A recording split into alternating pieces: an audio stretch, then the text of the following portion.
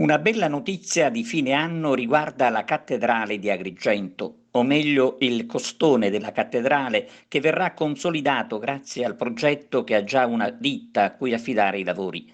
La regione guidata da Nello Musumeci, insomma, si è mossa facendo seguire i fatti alle promesse.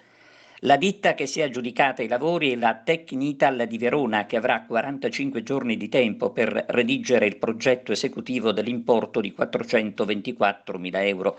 A preparare il progetto preliminare era stato il Genio Civile di Agrigento. E mentre si attende l'avvio dei lavori sul costone, proseguono senza sosta gli interventi che riguardano l'interno della cattedrale.